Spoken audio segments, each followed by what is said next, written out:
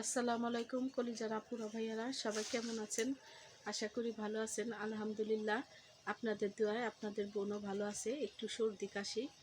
তো সবাই কেমন আছেন কমেন্টে জানাবেন। আশা করি সবাই ভালো আছেন। তো রোজকার মতন নতুন একটা ভিডিও নিয়ে আপনাদের মাঝে হাজির হয়েছি। এখন সন্ধ্যার আজান হয়ে গেছে, মসজিদে নামাজে পড়া শেষ।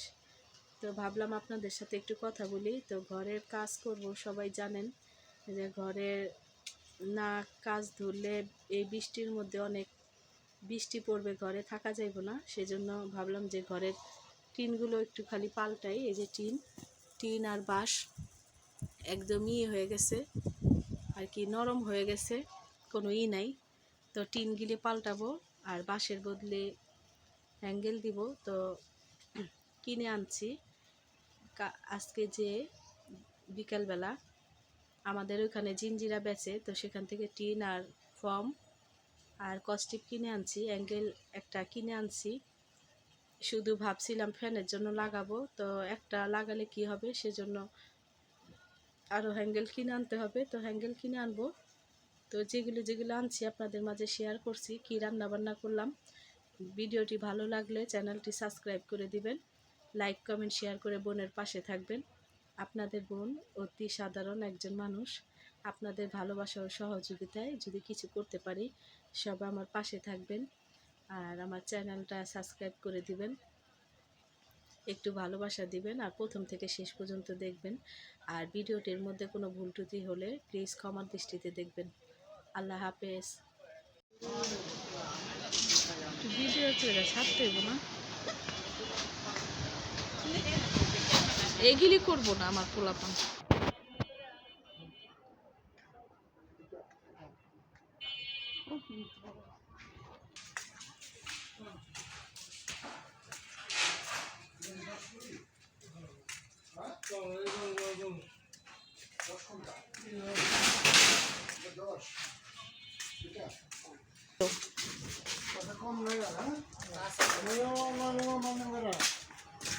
বড় ভিতরে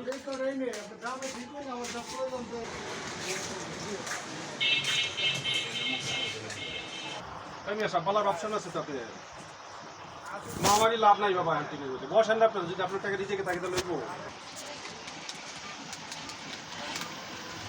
বাইর করে 10 করে টিম বাইর করতে।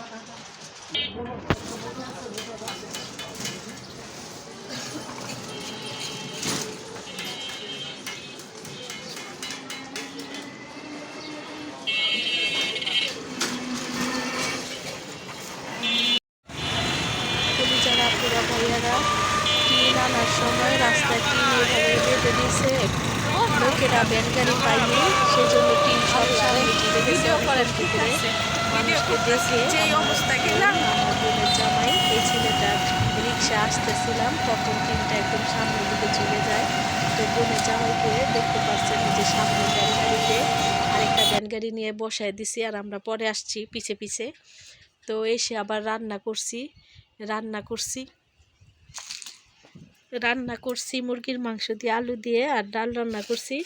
আমার শরীরটা অসুস্থ, সর্দি জ্বর, সেজন্য কথাগুলো আর কি আপনাদের ভালো শোনা যাইতেছে কিনা বলতে পারি না। সবাই প্লিজ ক্ষমার দৃষ্টিতে দেখবেন। তো ভয়েস দিলাম পরে, এজন্য। তো সবাই ভালো থাকবেন আর ভিডিওটি কেমন লাগছে অবশ্যই কমেন্টে জানাবেন। আশা করি বোনের পাশে থাকবেন। তো রান্না শেষে জিরা ফাঁকি করে দিছি, সেটা আর দেখানো হয় নাই।